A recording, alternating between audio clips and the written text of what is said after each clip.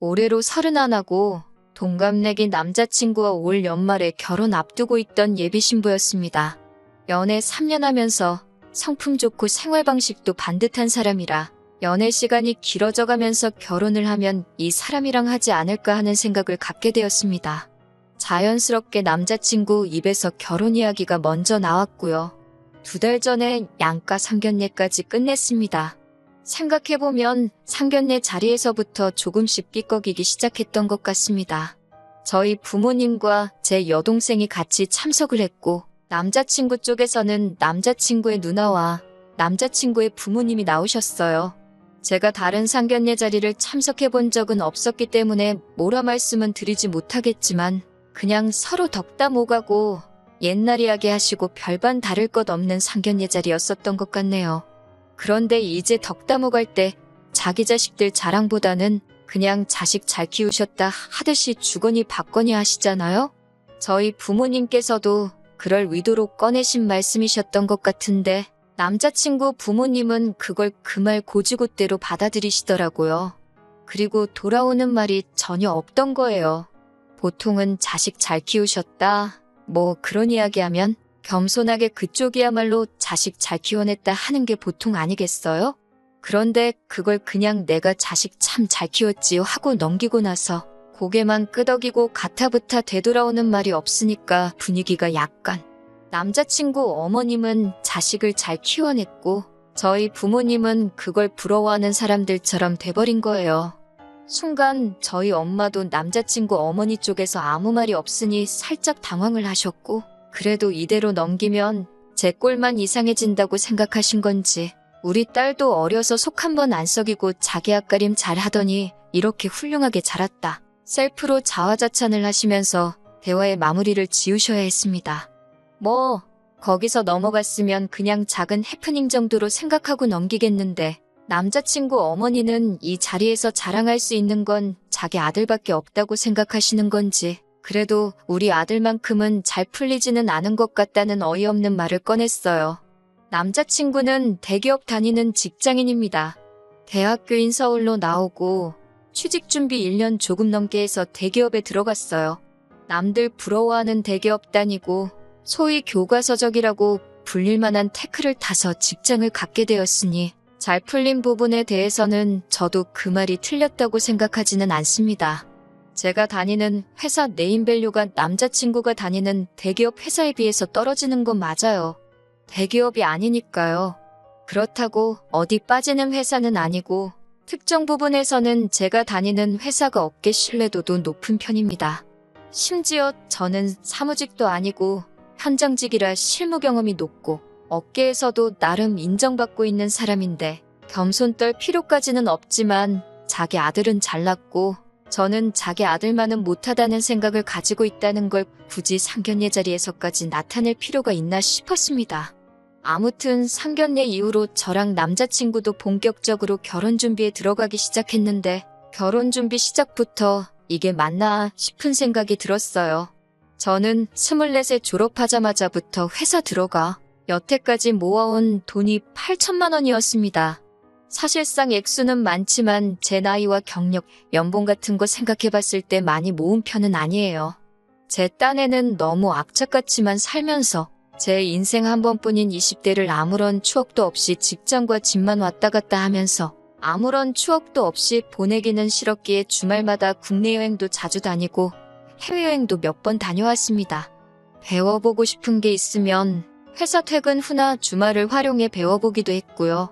제 나름대로 추억도 많이 쌓았고 좋은 경험이 되기도 했어요. 그래도 아낄 수 있는 부분은 아낀다고 자취 같은 건 안 하고 부모님 집에서 같이 살면서 집세랑 식비 정도는 아껴왔습니다. 저희 집이 엄청 부유한 건 아니지만 부모님께서 저랑 제 동생 결혼할 때 5천씩은 무조건 지원해 주신다고 하셨고 상견례 마치고 나서 저도 이미 5천만 원 들어있는 통장을 받아놓은 상태예요. 결론적으로 저는 결혼 자금으로 1억 3천 정도를 가지고 있는 거나 마찬가지였죠. 그런데 남자친구의 경우에는 군대 다녀오면서 복학 타이밍을 못 잡았던 것도 있고 그것 때문에 졸업이 조금 늦어진 데다가 취직 준비도 애매하게 길었기 때문에 회사 들어간 지 연차수가 2년 정도밖에 되지 않습니다. 그런 부분은 저도 충분히 감안하고 있던 상황이었고, 그래도 최소한 저랑 결혼 생각을 하고부터는 돈을 아끼고 모았을 거라고 생각했는데, 막상 남자친구 재정 상황을 보니 모아놓은 돈이 2천만 원이 조금 안 되더라고요. 취직 기간이 짧았던 부분은 감안하지만 적어도 저랑 결혼 생각을 했었으면 그때부터는 돈을 잘 모았어야 하는 게 아닌가 싶었습니다. 제 계산으로는 결혼 이야기 오가고부터 모으기 시작했으면 적어도 최소 4천만 원은 모았어야 정상인 상황인데 그거에 반밖에 되지가 않으니 조금 실망스러웠습니다. 제가 실망스러운 눈치를 보이니 남자친구가 하는 말이 제 연봉이 얼마로 알고 있는데 너도 모은 걸로 치면 1년에 1,000만 원 조금 넘게씩 모은 거 아니냐고 따져 묻더라고요. 암만 좋게 들어줄래야 좋게 들어줄 수가 없었어요. 애초에 제가 첫 취직을 했을 때는 남자친구는 존재조차 모르는 시절이었고 24살에 취직하고부터 남자친구랑 결혼하려고 돈을 모아온 게 아니잖아요? 그리고 저도 연애하면서 남자친구가 취직 준비하는 기간 동안에는 데이트 비용도 많이 내고 했는데 그런 거 하나 계산 안 하고 여태 제가 모은 돈을 제가 직장 생활한 연차수로 나눠서 오히려 자기가 저보다 돈을 훨씬 더 잘 모으고 있는 거라고 말을 하는데 뭐가 저리 뻔뻔한지 싶더라고요. 애초에 결혼할 때 빚지면서 하지 말자고도 했고 부모님 지원도 최대한 안 받는 쪽으로 가자고 이야기를 했지만 저희 부모님께서 저에게 주신 돈도 있고 해서 남자친구한테 내가 집에 지원받은 만큼 지원을 받아올 수 있는지 한번 알아보라고 했어요. 남자친구는 알겠다고 대답했고 그 후 얼마 지나지 않아서 3천만 원 정도를 지원받을 수 있겠다는 대답을 해왔습니다. 그러니까 제가 모은 돈과 저희 부모님께서 도와주신 돈 1억 3천에 남자친구가 모은 돈과 지원받아온 돈을 합쳐 총 1억 8천의 결혼자금이 모여 있었어요. 조금 불편하기는 하겠지만 제가 모아온 돈으로 서울 외곽 쪽의 구축빌라 정도는 전세로 구하기엔 충분할 거라고 생각했고 남자친구와 출근길이 거의 같다 보니 차 한 대 뽑고 그걸로 출퇴근하면 딱 되겠다 싶었습니다. 퇴근 시간도 비슷하고 둘 중에 한 명이 야근을 하거나 하면 대중교통을 타고 다니면 되겠다 싶었어요. 그래서 남자친구가 모아놓은 돈으로는 자동차랑 혼수 정도를 하면 되겠다 싶었어요. 그렇게 하기로 정하고 나서 남자친구가 할 말이 있다고 해서 나가봤는데 자기가 자동차를 몇 개 골라왔다고 하면서 차종을 몇몇 개 보여주더라고요. 저는 국산 소형이나 준중형을 생각하고 있었는데 남자친구가 골라놓은 건 외제차였습니다. 물론 배기량 낮고 가장 저렴한 모델로 찾아오기는 했는데 그래도 가격차가 거의 2배 가까이 나더라고요. 우리가 뭐 어디 좋은데 가는 것도 아니고 돈 모일 때까지 서울 외곽에 있는 구축빌라에서 생활을 할 건데 외제차는 조금 아니지 않느냐고 했더니 남자친구는 자기가 자동차 해오는데 원하는 모델로 골라도 되는 거 아니냐고 따지더라고요. 전세로 찾아놓은 구축빌라가 워낙 사이즈도 작고 하다 보니 사실 혼수하는데 크게 돈이 들어가지도 않았고 그러다 보니 자동차까지 해도 돈이 조금 남겠구나 생각하고 있던 터라 무리해서 차를 구하는 느낌은 아니었습니다. 남자친구 하는 말은 집도 솔직히 구린 곳에 들어가는데 차라도 마음에 드는 것 타고 있어야지 열심히 돈 벌고 돈 모으겠다는 동기부여가 되지 않겠느냐라고 하더라고요. 남자친구 말도 일리가 있고 승차감보다는 하차감이 더 좋아야 한다는 말도 있고 하다 보니 저도 동의하는 바가 있고 해서 그렇게 하기로 했습니다. 애초에 상견례 자리에서 예식은 간소하게 하자고 예단이나 꾸민비 같은 것도 서로 주고받지 말고 피차 애들 결혼하는데 양가에서 엄청난 지원을 해줄 상황은 아니다 보니 그런 부분을 간소화해서 예식이라도 저희가 원하는 대로 좋게 올릴 수 있게 해주자는 이야기가 있었고 대화도 그렇게 마무리되었습니다. 그런데 얼마 전에 예비 시부모님과 식사 자리에서 신혼집은 어떻게 하기로 했냐고 물어보시더라고요. 남자친구가 결혼 진행 상황 같은 거 당연히 다 말씀드리고 있을 줄 알았는데 전혀 모르시는 눈치여서 서울 외곽의 구축빌라에서 전세로 시작을 하려고 한다고 말씀을 드렸는데 아파트도 아니고 빌라라니 조금 모양 빠지지 않느냐는 말씀을 하시더군요. 남자친구나 예비 시어머니 쪽에서 지원받는 돈이나 모아놓은 돈이 많이 차이가 나서 구축 빌라 말고는 다른 방법이 없다고 말을 할 수는 없으니까 일단은 형편에 맞게 찾다 보니 이거 말고는 빚을 지고 시작해야 한다고 말씀드렸어요. 요즘 금리 때문에 이자도 올라가서 앞으로 더 오른다지만 딱히 빚을 지면서까지 무리해서 아파트를 사는 게 좋아 보이지가 않는다고 말씀드렸더니 조금 시큰둥한 반응이셨지만 그러려니 하시더라고요. 그리고 한참 이런저런 이야기를 하고 마무리를 하려는데 예비 시어머니가 하시는 말씀이 그러면 일단 집 명의는 우리 아들 이름으로 했으면 좋겠다고 하시는 겁니다. 순간 제가 잘못 들은 건가 싶어서 네 라고 대답했어요. 공동명의 물어보시는 것도 아니고 대뜸 남자친구 이름으로 명의를 해야 한다니까요. 그러니 어머님 말씀은 요즘 세상에 여자가 집하고 남자가 혼수했다 그러면 남들이 그걸 가지고 뭐라고 한다는 겁니다. 괜히 우리 아들 남들 입방아에 오르내리게 해서 기죽게 만들고 싶지 않다고 혼수를 제가 해온 걸로 하고 집을 남자친구가 해온 걸로 하면 좋겠다는 거예요. 대기업 다니고 있는데 남들 눈도 신경 써야 하지 않냐는 겁니다. 그래서 저도 남자친구 기죽여서 좋을 게 뭐가 있느냐고 그러면 주변 사람들한테 집은 남자친구가 해온 걸로 하겠다고 했어요. 다만 명의는 제 이름으로 하겠다고 했습니다. 대출이 있어서 같이 갚아나가는 것도 아니고 제가 모은 돈으로 집 해오는 거나 마찬가지인데 공동명의까지 해야 할 이유가 있나 싶었어요. 더군다나 자기 아들 명의로 하라고 대놓고 말하는데 거기다 대고 제가 굳이 공동명의는 어떤가요 하고 제안할 필요도 없다고 생각했습니다. 오히려 남자친구 명의로 하자는 말에 저는 더 고집부려서 제 명의로 해야겠다고 했어요. 그러니 어머님께서 아무리 사람들한테 집을 우리 아들이 해온 걸로 말하고 다녀도 집 명의가 여자 명의로 되어 있으면 우리 아들이 잡혀 산다는 느낌을 받지 않겠니? 하시면서 한치도 양보를 안 하시더라고요. 차라리 그러면 공동명의는 어떻겠니라고 말했으면 덜 기분이 나빴을 수도 있겠어요.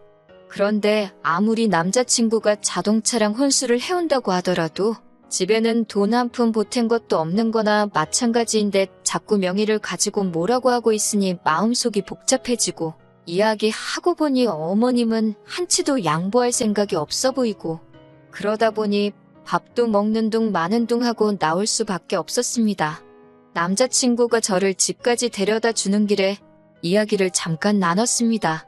어떻게 생각하냐고 물었는데 어머님 말씀이 틀린 건 없지만 그런 걸로 저랑도 신랑이 하고 싶지 않다고 어머님은 자기가 알아서 설득할 테니 제가 하고 싶은 대로 하라고 하더라고요. 어떻게 들으면 자기가 중간 역할을 잘해서 해결하겠다는 것처럼 들리겠지만 어머님 말씀이 틀린 게 없다는 말이 너무 거슬리더라고요. 내가 내 돈 주고 집해가는 거나 마찬가지인데 남들한테는 남자친구가 다 해온 걸로 말하겠다고까지 했는데 명의까지 너 걸로 하라고 하는 건 조금 너무한 게 아니냐고 따졌어요. 턱끝까지 도둑놈 신보라는 말이 나오기는 했는데 차마 그 말은 하지 못했습니다. 반대로 너가 집이고 뭐고 다 해오는 상황에 내가 주변 사람들 의식해서 내 명의로 해달라고 했으면 그렇게 해줬을 거냐고 물어보니 물어보는 말에 대답은 안 하고 어른들 말씀 들어서 손해보는 거 없다고 하시면서 자기가 잘 해결하기로 한 건데 왜 이렇게 열을 내고 있냐고 하면서 저를 이상한 사람 취급하더라고요. 이야기 더 길어지면 괜히 둘이서 싸울 것 같아 참고 집에 돌아가서 전화로 더 이야기했습니다.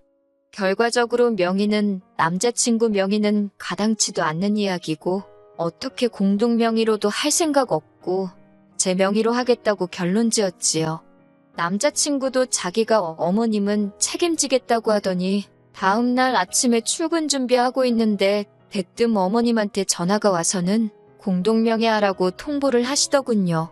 서울 외곽에 있는 다 쓰러져가는 빌라 가지고 그걸 집해온다고 너무 유세 떠는 거 아니냐면서 성질을 부리기 시작한 거예요.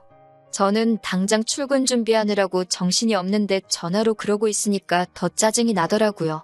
그러더니 이어서 하는 말이 정 집을 제 명의로 해야겠으면 생략하기로 했던 것들도 다 해야겠다고 하시는 겁니다. 대기업 다니는 아들 결혼시키는데 며느리한테 이런 거 저런 거 받았다 자기도 자랑은 해야 하지 않겠냐고. 꾸민비는 제가 해오는 거 봐서 알아서 잘 쳐줘서 주겠다고 하시는 겁니다. 친구분들하고 올해 지나가기 전에 유럽 여행 다녀오시기로 했다고. 뭐 다른 건 필요 없고 거기서 갖고 싶은 거 사고 그러면서 친구들한테 자랑 좀 하려고 하니까 해외여행비랑 현금에단 2천만 원 정도 준비하면 좋겠다고 하는 거예요. 그쯤 되니까 출근 준비고 뭐고 한마디 해야겠더라고요. 남자친구가 지가 모은 돈하고 어머님이 지원해주는 돈하고 합쳐도 저 혼자 모은 돈도 안 된다고. 공동명의할 거면 저희 부모님이 저한테 주신 통장 돌려드리고 해외여행은 제 돈으로 저희 부모님 보내드리고 나서 남자친구랑 저랑 모아놓은 돈 똑같이 맞춰서 반반 결혼하겠다고 했습니다. 그러면 공동명의하고 둘이 월세방에서 시작하든 원룸에서 시작하든 하겠다고요. 그러니 어머님이 왜 받은 걸 왜 돌려주냐면서 남자친구 누나 시집 보낼 때 우리도 그쪽 집에다가 얼마나 한 줄 아냐면서 우리 아들 데려가려면 그 정도는 해야 한다는 겁니다. 뭐 무슨 말을 해도 결국에는 공동명의를 하던지 아들 명의로 하던지 자기한테 돈을 주던지 도돌이표가 돼서 처음부터 다시 대화를 시작해야 하니 답도 없더라고요. 일단 출근해야 한다. 나중에 다시 전화드리겠다 말하고 끊어버리고 곧바로 남자친구한테 전화를 했어요. 무슨 이야기가 오고 갔는지 말하고 잘 해결한다더니 이런 전화를 받게 하냐고 따졌더니 어차피 자기랑 결혼하면 평생 봐야 하는데 처음부터 미운 털 박힐 필요가 뭐가 있냐면서 그냥 원하는 대로 해드리라고 하는 겁니다. 뭘 원하는 대로 해드리라고 하는 거냐? 공동명의도 해주고 해외여행도 보내드리라는 거냐 아니면 집을 네 명의로 해놓으라는 거냐 물었죠. 그랬더니 남자친구가 한다는 말이 집 명의는 아무래도 상관없게 자기가 잘 말하겠다고 하더니 저희 부모님이 주신 돈을 걸고 넘어지면서 그 돈은 어차피 이제 내 돈인데 평생 드릴 용돈 드린 셈 치고 그 돈으로 해외여행도 보내주고 현금 예단도 하면 좋아하지 않으시겠냐 하는 겁니다. 일단 결혼부터 하고 보자고요. 결혼하고 나면 그 뒤에는 자기가 벌어오는 돈으로 새 집을 사던 저희 부모님한테 가져다 드리던 그건 내 맘대로 하면 된다는 거예요. 이 고비만 넘기고 나면 다 제가 원하는 대로 되는데 돈 얼마 때문에 가족들끼리 마음 상하고 할 결혼도 못하고 그러지 말자는 겁니다. 어이가 없어서 웃음이 실실 나기 시작했어요. 여태까지 만났던 사람이 이 정도밖에 안 되는 놈이었고 저는 그것도 모르고 결혼까지 생각했었다니 말이죠. 그런데 이 자식은 분위기 파악도 못하고 제가 실실 웃는 소리를 내고 있으니 제 기분이 풀린 줄 알고 상황을 한번 차라락 정리를 하더라고요. 명의는 내가 부모님 설득해서 양보하실 수 있게 할 테니 일단은 어머니 해외여행도 보내드리고 용돈도 한 1,000만 원 정도라도 드리자 하는 겁니다. 더 연락 주고받아봤자 저만 피곤할 것 같고 뭐 할 기분도 아니어서 회사에도 연락해서 급하게 병가 내고 그날 출근은 안 했습니다. 가만 누워서 머리를 비우니까 정신이 다 맑아지더라고요. 제가 무슨 부귀영화를 누리려고 이러고 있나 하는 생각도 들고 그래서 그 길로 어머니한테 바로 그냥 결혼 안 하려고 한다고 말씀드렸더니 어머니도 흔쾌히 그러라고 하시더라고요. 상견례 때부터 사실 너무 재수가 없었다고 그때 저만 아니었으면 어머니도 결혼하지 말라고 하려고 하셨다는 거예요. 그리고 곧바로 남자친구한테 결혼 안 하겠다는 내용이 담긴 장문의 문자를 보냈고 남자친구 어머니한테도 간단하게 그냥 결혼 안 하겠습니다 하고 문자 짧게 보내고 전화기 꺼버렸어요. 낮부터 잤는데 그동안 얼마나 스트레스를 받았는지 다음날 아침까지 한 번도 안 깨고 오랜만에 푹 잤더라고요. 너무 개운하게 잘 자서 결혼을 뒤집어 엎어버렸다는 느낌도 실감이 나지 않았습니다.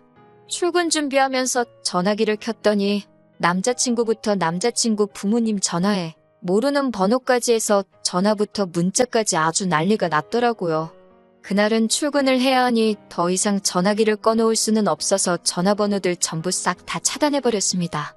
전화기도 조용하고 신경 쓸 게 없으니 일도 잘 되는 것 같고 너무 좋았어요. 퇴근하고 사무실 밖으로 나오니까 남자친구가 기다리고 있더군요. 모르는 척하고 지나가니까 계속 제 앞으로 따라붙으면서 이야기 좀 하자고 하는 거예요. 더 할 이야기 없는 것 같은데? 하고 지나치니 남자친구가 어머님도 지금 당신이 잘못 생각하셨다 하고 있고, 명의도 너 이름으로 하는 게 맞는 것 같다. 너무 남의 체면 생각하느라고 며느리 마음을 헤아리지 못했다 하신다고 하면서 그냥 원래 계획했던 대로 결혼하면 되니까 너무 마음에 담아두지 말라는 겁니다. 애초에 결혼 안 하겠다는 말로 한 번에 마음 뚫릴 거였으면 애초부터 그런 억지는 왜 부렸냐고. 막상 아들 자식이 대기업 들어가서 벌어올 돈이 당신 돈이 아니라 내 돈 되는 게 그렇게 아까워서 그러시는 거냐 쏘아붙였습니다. 그깟 거 없어도 나 혼자 잘 먹고 잘 살 수 있고, 아들 가지고 장사하고 싶으면 물건 필요한 사람이나 똑바로 찾아서 장사하시라고 전해달라고 했어요. 나는 너 필요 없으니까 가푸하게 쳐주는 곳 있으면 그쪽으로 가라고요. 남자친구는 그런 게 아니고 제가 너무 예민하게 받아들인 거라고, 결혼시키는 부모 입장이면 충분히 할 수 있는 말이라고 저보고 이해를 해달라고 하더라고요. 그래서 이해할 생각 없다고, 너가 그러지 않았냐, 어른 말씀 들어서 나쁠 거 없지 않느냐고, 우리 엄마가 너랑 결혼하는 거 별로인 것 같다고 하신다. 그러니 나도 어른 말씀 들어야겠다 하고 일 없으니까 두 번 다시 나타나지 말라고 했습니다. 그날 저녁에 자꾸 모르는 번호로 연락이 오길래 받았더니 남자친구 어머니였습니다. 남자친구가 했던 말을 똑같이 읊으면서 저한테 사과를 해오더라고요. 어련히 냅뒀으면 얼마나 잘했을 텐데, 요즘 솔직히 다 쓰러져가는 빌라에서 시작해도 괜찮다는 사람이 몇이나 되겠어요? 알아서 절약하고 시작해서 자리 잡으면 해외여행이고 몇 천만 원치 명품도 다 해드릴 수 있을 능력이 되는 커플이었는데, 황금알을 낳을 때까지 못 기다려서 배를 갈라버려 놓고 이제 와서 후회한들 소용이 있느냐고 했어요. 그래도 혹시나 제가 마음 뚫릴까봐 끝까지 저한테 한마디 못하고 끙끙대고 계시길래 제가 아들 장가 보내면서 장사하는 것 같고 한몫 땡겨보려다 실패했는데 아들까지 못 보내게 될 것 같아서 억지로 그러시는 거 다 티난다고 하지 말라고 말했습니다. 그제서야 제 말버릇이 어떻고 저떻고 어른한테 싸가지가 어쩌고 저쩌고 하면서 전화기가 떠나가라 소리를 지르는데 역시나 두 얼굴에 가면을 쓰고 숨겨둔 본 모습을 드러내더라고요.